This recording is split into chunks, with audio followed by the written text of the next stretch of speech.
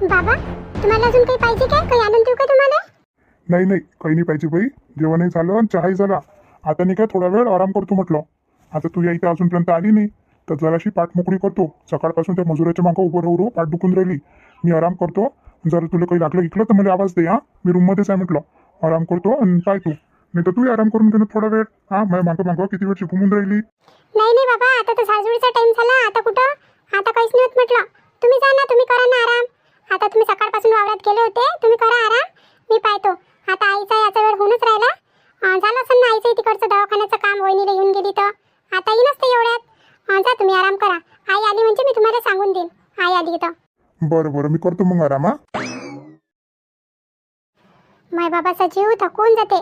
सकाळपासून जाते वावरात तर याले त्याला किती उशीरून जाते. ना त्याला जेवाची सूट, ना खाची सूट, ना प्याची सूट, कायची सूट नाही. आणि म्हटलं आता त्याला सहारा पाहिजे. पण ह्या दादानं बाबाचा सहारा बनाव तर दादा म्हटलं, दादा फक्त वहिनीच्या मांगावर होऊन राहिला. दादाला बाबाची काहीच फिकर नाही. त्याच्या छातीत एवढं दुखून राहिलं तरी ते वावरात चालले. तरी सगळ्याचं ख्याल ध्यान ठेवून राहिले. पण ह्या दादा, आता काय बोलू मी दादाला? काय बोलू? पण हे तिघही जण गेले दवाखान्यात तर अजूनपर्यंत त्या रश्मी वहिनीचे सगळे चेकअप झालं का नाही झालं काय माहीत. अजूनही आले नाही. आता बरं झालं बाबा येऊन गेले होते तर, नाही तर एकटीच राहिली असती मी एवढ्या वेळपर्यंत. आई,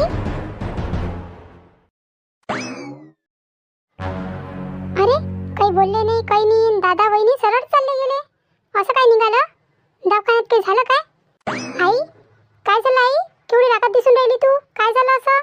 आणि दादा वहिनी सरळच चालले गेले, काही बोलले नाही ना काही नाही. तू या वहिनीले काही बोलायला राहीन तर बोलन ना ते. तिच्याजवळ शब्दच नाही आहे ना बोलासाठी, म्हणून चालली गेली सरळच. आणि तो आपल्या इच्छा, तोही काय बोलणार आहे म्हणून तोही चालला गेला. पण आई, मला तर काही समजूनच नाही राहिलं तू काय म्हणून राहिली. तर काय झालं तर दवाखान्यात? काही झालं काय? काय झालं काय विचारतो तू आता रुंजून? जे आपण विचार करून राहिलो होतो ना तो खराच आहे म्हटलं. एकदम खरा आहे, 100%. तू वहिनी म्हटलं नाटकच करून राहिली होती.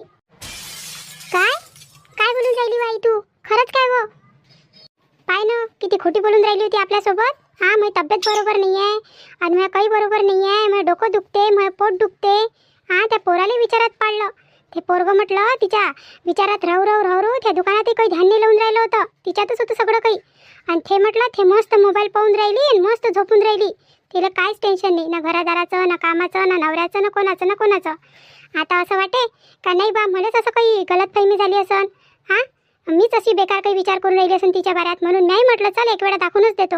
आपली चूक असन तर आपण घेऊन मग है नाही काय. आपल्याला माहीत होऊन जाते खरंच बोलून राहिली का खोटी बोलून राहिली. पण तिथं गेल्यावर तिची सारी पोलपट्टी उघडीच पडली. का आई, मग हे वहिनी एवढ्या दिवसापासून जे काही करून राहिली ते सगळं नाटक होतं आहे ना? आणि तिथं काय दवाखान्यात का सगळे टेस्ट झाले का वहिनीचे रक्ताचे? आणि तू तर सांगत होती का म्हणे सोनोग्राफी करायला लावून म्हणे. पोट दुखते करते तर हे केलं काय? माझे सगळं केलं तिचं, सगळंच केलं म्हटलं. असा कोणताच टेस्ट नाही उरला जो राहिला असन. त्या डॉक्टरांना म्हटलं जे करायचे होते तेही केले, जे नाही करायचे होते ना तेही केले. सोनोग्राफी केली, सगळं काही केलं म्हटलं. आणि काहीच नाही निघालं. एकाही रिपोर्टमध्ये काहीच नाही निघालं. उलटं म्हटलं तिचं शरीर एवढं चांगलं आहे. तो डॉक्टर म्हणे का एकदम स्वस्त आहे म्हणे तिचं शरीर म्हणे. आणि आपल्याला कशी घुमून राहिली होती, मॅट समजून राहिली होती ते आपल्याला. मॅट समजून राहिली होती. फक्त कामं करायसाठी. काम चोर आहे ते एक नंबरची. म्हणून नसतं का आई? म्हणजे एवढ्या दिवसापासून हे रश्मी वहिनी आपल्यासोबत नाटक करून राहिली होती है ना? खेळ खेळून राहिली होती. खेळ नाही तर काय माय. आता तिला असं वाटून राहिलं का आपण मॅट आहे, आपल्याला समजत नाही. ते जशी करण तसं करू देऊ आपण तिले. पण हे म्हटलं सगळं काही आपणही याच्यासाठी बर्दाश्त केलं कारण की आपलं पोरगं ऐके नाही ना. तुझ्या भाऊ कुठं ऐके? तुझ्या भावाला सांगू का ते नाटक करून राहिली तर तो म्हणे नाही आई तिची तब्येतच खराब राहते, नाही आई असं, नाही आई तसं. त्याच्यानं माघार घ्या लागली. पण आता म्हटलं आता त्याच्यासमोरच सगळं काही उजागर झालं ना. सगळं काही त्याच्यासमोर झालं. आता त्याला आहे ना विचारायला जागा आहे ना त्याला विचारायला तिले. नाही तर त्याला जागा नव्हती ना. ते बिमारच दिसे सदाई. तर मग कायचं याले कामावर जाऊ दे आणि मस्त खाय, पोट भरून खाय म्हटलं गोड्यापर्यंत. आणि मस्त झोपली राय. तेव्हा खायच्या वेळेस बरोबर जोर आहे तिले. कामं करायच्या वेळेस नाही आहे. आणि म्हणे नवरा दिसला का मला दुखते. नवऱ्याला असं वाटे का खरंच बा माझी बायको जेवली नाही, खावली नाही, निरं दुखूनच राहिलं. कोणत्याही माणसाला वाटते असं का बा माझी बायको जेवून नाही राहिली, कवी करून राहिली. तर मुलाच अशक्तपणा आला असं नेले. पण हे तर एवढी चालबाज आहे म्हटलं, लच चालबाज आहे. एवढ्या मोठ्या दवाखान्यात नेलं तरी तिथं म्हणून राहिली होती म्हणे ह्या दवाखाना चांगला नाही म्हणे, बरोबर चेकअप नाही केलं म्हणे इथं म्हणे. काय एवढ्या मोठ्या दवाखान्यात नेल्यावर अशी म्हणे वहिनी. हा त्याच्या माहेरी तर म्हटलं त्याने एवढं मोठं हॉस्पिटल पाहिलंही नसन. हा दादांना सांगितलं ना मले की आपल्या गावातलं जे सगळ्यात मोठा दवाखाना आहे तिथंच नेलं होतं ना वहिनीले. नाही तर काय तिथंच नेलं होतं तिले. तरी सांग तुझी वहिनी तशी म्हणे म्हणे चांगलं नाही म्हणे दवाखाना म्हणे, बरोबर नसन केलं म्हणे चेकअप म्हणे. आता जो डॉक्टर म्हणे हे रिपोर्ट आहे म्हणे कुठे दाखवा म्हणे. तुम्हाला जर माझ्यावर यकीन नसन तर काय म्हणता आता. हा एवढी खोटारडी बाई तर मी म्हटलं कुठंच पाहिली नाही, कुठंच पाहिली नाही. जशी काही बोटावर नाचून राहिली म्हटलं ते आपल्याला बोटावर नाचवासाठी. आणि तिथंही म्हटलं त्या रुपयाच्या मागं पडली होती. नाही ना मग तब्येत खराब आहे ना. हा त्याला नुसते गेरात घेते. हा गेरात घ्याले आणि तो तर एवढा बैल आहे का जराशी गोडगीड बोलन ना ते तर झाला मग त्याचा पांदनच झाला. आणि तिला माहीत आहे यायचं एकुलता एक पोरगं आहे. हा हे पोराच्या पडायला काही जाणार आहे नाही. हा हे करण सहन पण झालं आता. जेवढं करायचं होतं ना तेवढं सहन केलं. आता नाही होऊ शकत म्हटलं. आता सहन करायची सीमा पार झाली. आता काहीच नाही. आता त्या रुपयाला बोलवतं काय आहे म्हणून कर म्हणून तिचं म्हणून. हा आम्हाला म्हटलं मुलकरीन पण ठेवून दिलं. आम्हाला असं वाटे जाऊ दे बा दुखून राहिलं हिचं दुखून राहिलं कायले त्रास द्याविले. हा स्वतःच करून घेऊन राहिलो दोघी मायले की कामं गिमं सगळं काही नाटकं करून राहिली. अरे करते ना माणूस असं थोडी नाही दुखासुखात करतच असते. हा दुःख सुख कोणाला नाही लागलाय. तिचं दुखन तर आम्हाला काय करा नाही लागन काय.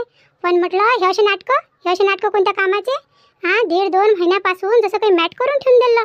सदैव बिमार सारी घरात म्हटलं दलंदरी पसरवून टाकली बिमारीची. काय झोपून राहिली 12-12 1-1 वाजेपर्यंत. हा आणि इकडून म्हणते रात्रभर जागते म्हणते मोबाईल पाहत. तो मोबाईलच म्हटलं विकायलाच लावते त्याला रुपयाले. कशी ते मोबाईल घेऊन बसते ना ती मायले फोन लावते. आता लावतो ना तिच्या मायले फोन लावतो आणि सांगतो सगळी हकीकत पोरीची. हा हे असं चालते का म्हणून तुमच्या इथं म्हणून असे नाटकं खोटाडे. हा सारे खोटाडी पोरगी एवढी खोटाडी पोरगी कुठंच नाही पाहिली बाप्पा. हा आणि कशी काय नशिबात बसली तर हे नशिबात बसाले. हा कुठून आली आणि कुठून नाही तर. आता त्या बाबाला पसंत येऊन राहिली होती पोरगी. हा चांगले लोक आहे म्हणे सगळं काही आहे म्हणे. हा बसले तिथं. काय होय बाप्पा हे जे लग्न झालं तेव्हापासून त्याचे तमाशे चालू आहे त्याच्या लग्नाचे तर आतापर्यंत संपलेच नाही. तिनं संपूच नाही दिले ना. पहिले जाऊन बसून गेली होती आणि आता आली ते असे नाटकं चालू केले काम चोरी करायचे. हा काम चोर आहे म्हटलं ते 1 नंबरची महान तर ऐदी आहे. तिच्याकडून काही काम होत नाही कारण की तिनं केलंच नसेल ना तिच्या माहेरी. आणि ते तिची भावजाई तर मोठी केअर घेऊन राहिली होती ते राधिका. हा राधिका तर मोठी केअर घेऊन राहिली होती नंदीची. मागं त्या रुपयानं तसं केलं होतं तर. आणि आता यानं म्हणा इथं आता नाही यात. आता यानं समजूत घालाले. हा नाही समजूत घालणं होत नाही. समजत तुमची पोरगी तर घेऊन जा मग सोबत घेऊन झाले. आता बोलतो ना त्याच्यासोबतच बोलतो मी. हे लय झालं करायचं पडायला झालं म्हटलं. आई पहिले तू शांत बस म्हटलं. एवढा राग चांगला नाही आहे. आम्ही त्यासाठी पाणी आणतो आणि थोडा वेळ आराम करतो. थांब मी पाणी आणून देतो. हे पाय रुंजून पहिले 1 गिलास पाणी आणून दे आणि नंतर नाही का 2 कप चहा मांड माझ्यासाठी आणि त्या भावासाठी. त्याच्यासाठी बिलकुलही नको मांडू. हा ते स्वतः करून तिचं स्वतः पीन आणि जाय पहिले चहा ठेवून दे आणि माझ्यासाठी पाणी आण मग नंतर चहा घेऊन ये. हो आई हो आणतो. रश्मी मले तुझ्यावर म्हटलं एवढा विश्वास होता का स्वतःवरही नव्हता एवढा विश्वास आणि त्या माझ्या विश्वासघात केला. अहो रुपेशजी तुम्ही माझ्यावर विश्वास करा. मी खरीच बोलत होते तुमच्यासोबत. मी काहीच नाही केलं. तुमचा विश्वासघात नाही केला. हे पाय रश्मी स्वतःची चूक मान्य करून घे. हां मान्य करून घे तर मी तुला काहीच नाही बोलणार. आणि तू जर अशी स्वतःची चूक बरोबर करण्यात लागून जाशील ना तर म्हटलं माझ्या नजरेतून पडून जाशील आणि आईच्याही नजरेतून पडून जाशील. हां हे काही तुझं बरोबर नाही आहे. आता म्हटलं मी किती विचार करून राहिलो होतो तुझ्याविषयी. किती विचार करून राहिलो होतो का माझ्या बायकोची तब्येत खराब आहे. तुला काय नाही घेऊन दिलं मी तुम्हाला हे सांग. मी कोणती कमी ठेवली तुझ्या खर्चात. तुला हे पाहिजे तर हे आणून दिलं. तुला ऑनलाईन पाहिजे तर ऑनलाईन आणून दिलं. हां घरात तर तुला आवडे नाही तर तुला हॉटेलचं आणून दिलं. काय नाही केलं तुझ्यासाठी. हां जेव्हापासून हे दुकान चालू झालं तेव्हापासून तर कित्येक पैसा तुझ्यावर उधळला मी. कित्येक तुला जो नेकलेस पसंत येऊन राहिला तो घेऊन दिला. जे कपडे पसंत येऊन राहिले ते घेऊन दिले. पण म्हटलं त्या कोणत्याच गोष्टीचा विचार नाही केला. कोणत्याच गोष्टीचा नाही. अरे कामाचं काय आहे सांगा लागत होतं ना. एखादी मोलकरणी ठेवली असती आपण. हां नाही होऊन राहिलं तुझ्या कोणतं. पण एवढा खोटेपणा रश्मी हे काही बरोबर नाही आहे ना. यांना म्हटलं आपलं नातेसंबंध एकदम बिघडून जाईन आपल्या दोघांचा संबंध. हे असं काही बरोबर नाही आहे काही. हां पूर्ण विश्वास खरंच त्या विश्वास तोडूनच टाकला माझ्या. काही फायद्याची गोष्ट नाही आहे. तुला बोलून काही फायद्याची गोष्ट नाही आहे. आता कसं समजवू येईल. हे तर लस तापले दिसून राहिले आणि समजू तरी कसं. आणि आता म्हणते मोलकरणी ठेवली असती. पहिलेच कोणी सांगितलं मला का मोलकरणी ठेवून देतो म्हणून. कायले मी एवढं मोठं हे केलं असतं. हां करायले. आता हे घरवाले तर म्हणते बस काम करत जाय तू काम करत जाय. अशानं होते काय. दिवसभर मला किचनमध्ये उभं ठेव. कोणाला चहा लागे कोणाला काही लागे कोणाला गरम पोया लागे. आणि आता त्याची पोरगी पोया करते ती एक सोबतच सगळ्या करून ठेवून देते. हां खात बसा म्हणते. आणि जेव्हा मी स्वयंपाक करो तर म्हणे गरम पोळी पाहिजे म्हणे. हां मला नुसतं कामात जुतवे म्हटलं, नुसतं कामात जुतवे. आणि माझ्या वेळेस मस्त पांढरे पांढरे कपडे घालाले. हां मलाच धुवा लागे सगळेचे सगळे. आणि ज्या दिवशी म्हटलं ते कपडे धुवे त्या दिवशी रंगीन कपडे घाले. मग हे यायचा दुजा भाव नाही आहे काय? हां त्याच्यानं मी हे सगळं काही केलं होतं. पण म्हटलं येईन जर मला पहिले सांगितलं असतं का त्याकडून काम नाही होऊन राहिले, एखादी मोलकरणी लावू आपण, तर मग काय केलं असतं मी हे सगळं काही. हां ते चांगले राहिले असते, मी चांगली राहिली असती. आता सांगून राहिले हे मला, आता सांगाले. पण आता वेळ गेली आणि सगळं काही केलं. आणि आता हे रागात, आता याच्यासोबत काही बोलायला पुरत नाही. आता जसं होते तसं यायला समजावं लागन. हां नाही तर काही खरं नाही. तिकडे मी सासू तशी तपलीच आहे. आणि तिला फक्त आता मिसच पाहिजे कोणत्याही गोष्टीसाठी. आणि आता तर लय मोठ्या चुकीत अटकली मी. आता मला माघार घ्यास लागन. आता एकच गोष्ट बोलून काही फायदा आहे नाही. आता मी यायची माफी मागतो आणि सगळं काही बरोबर करून घेतो. कारण की हे चांगले तर पूर्ण घर चांगलं, नाही तर काही कामाची गोष्ट नाही आहे. रुपेची मला माफ करून द्यावं, मला क्षमा करा तुम्ही. माझ्या हातून खूप मोठी चूक झाली. मला माफ करा तुम्ही. याचा अर्थ तू खरंच नाटकं करून राहिली होती आहे ना? आता मान्य केली ना? त्या स्वतःची चूक मान्य केली ना? हां केव्हापर्यंत फसवशील मला? केव्हापर्यंत फसवशील हे सांग पहिले. हां किती दिवस झाले या गोष्टीले? एक दोन दिवसाची गोष्ट राहिली असती तर मी काही बोललो नसतो ना, काहीच नसतो बोललो तुले. पण म्हटलं पूर्ण 2 महिने झाले, पूर्ण 2 महिने तेव्हापासून तू हे सगळे नाटकं चालू आहे. आता सांग काय करू मी? आता मला तिकडे आई बोलन, बाबाही बोलन, हां ते रुंजूनही बोलन. आणि आता सांग मी कोणाकोणाचं ऐकू? तू यानं म्हटलं मला सगळेच्या खाली पाहा लागलं. मी सगळे समोर तुझी केअर घेऊ. हां आई मला किती वेळा म्हणे का पाय तुझी बायको नाटकं करून राहिली. पण म्हटलं मी तिचं ऐकलंच नाही. तिला सांगू का नाही आई तुला असंच वाटत असन, तिचं खरंच दुखून राहिलं. आणि त्या म्हटलं काहीच नाही, माझ्या गोष्टीचा मान नाही ठेवला, त्या काहीच नाही ठेवलं. आणि एवढा मोठा पैसाही चालला गेला. किती टेस्ट केले त्यानं? हां 35,000 रुपये झाले, काही वेळ नाही लागत काय? हां कमवायला बसलो म्हटलं तर किती दिवस निघून जाईल 35,000 कमवायसाठी. आणि म्हटलं एका झटक्यात चालले गेले. आणि ते विनाकारण चालले गेले. हो रुपेची, मला वाटतच नाही की तुम्ही माझ्याजवळून दूर गेले पाहिजे म्हणून.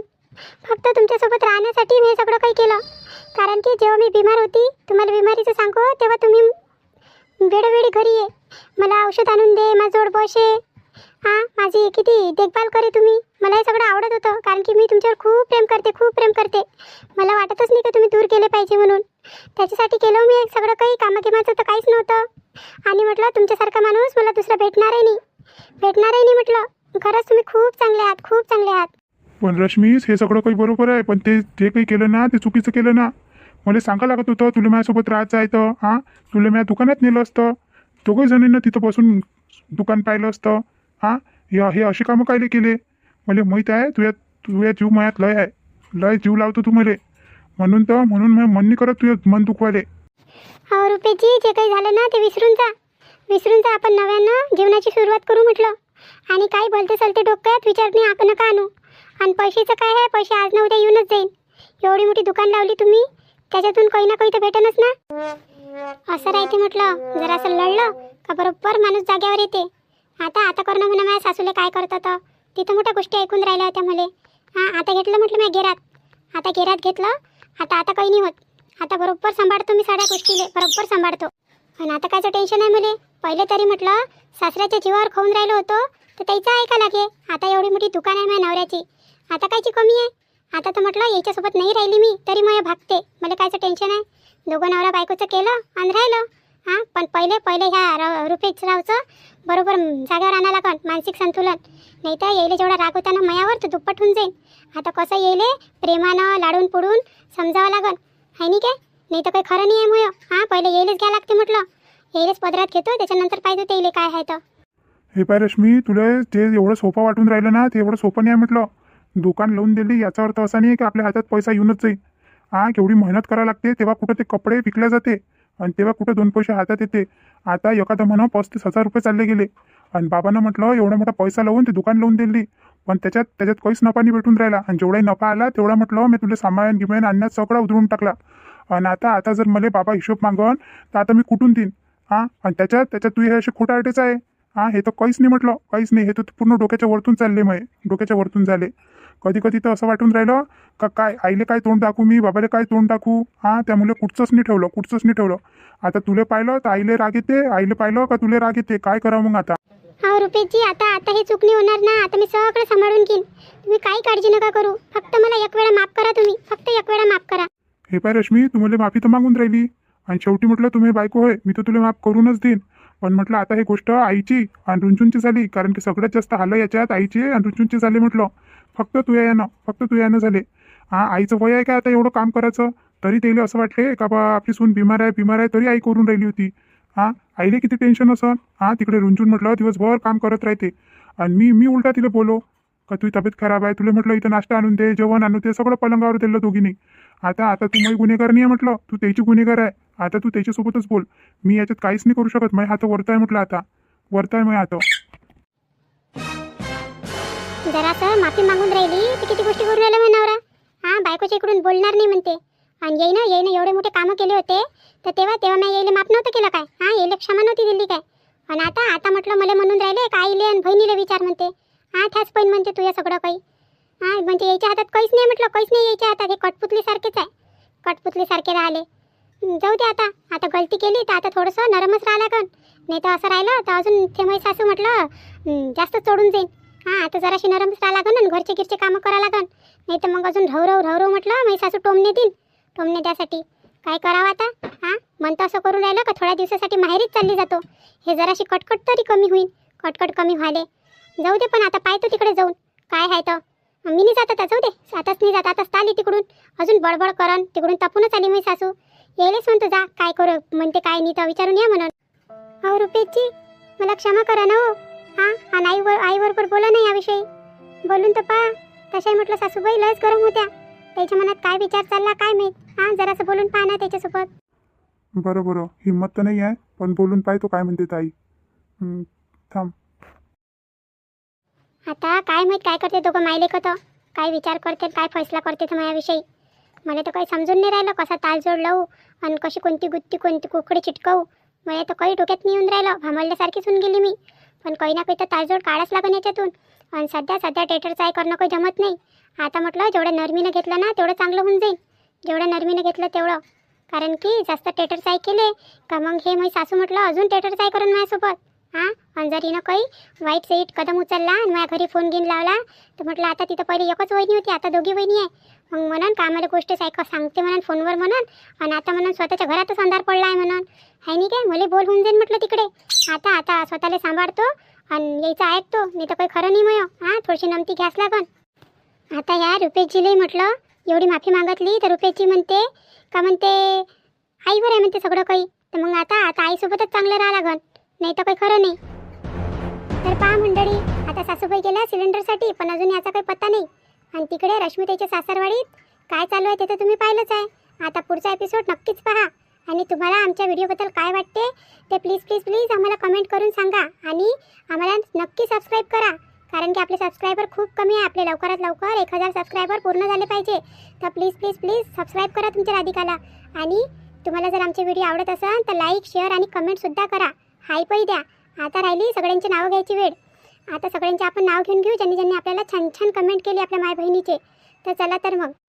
गिरीश बोडखे, प्राचीताई मुडे, फॅक्ट रायडर, निकिताताई नागपूर, सोहम पेंडसे, मंगलाताई डहाके, संगीताताई ढोणे, मनीषाताई फोंदके, शुभदाताई गोठणकर, अनिताताई तायडे, मृदुलाताई अंगारे, कल्पनाताई मांडले, रंजनाताई इंगोले, विक्रम पाटील, सुनंदाताई नागरारे, निर्मलाताई रघुवंशी बल्लारपूर, वृषालीताई अहिरे, मराठी लताताई, वैशालीताई इंगडे, फॅक्ट रायडर. तर या सर्वांचे खूप मनापासून धन्यवाद ज्यांनी आम्हाला छान कमेंट केली. आता या व्हिडिओमध्ये एवढंच. आता भेटू पुढच्या व्हिडिओमध्ये.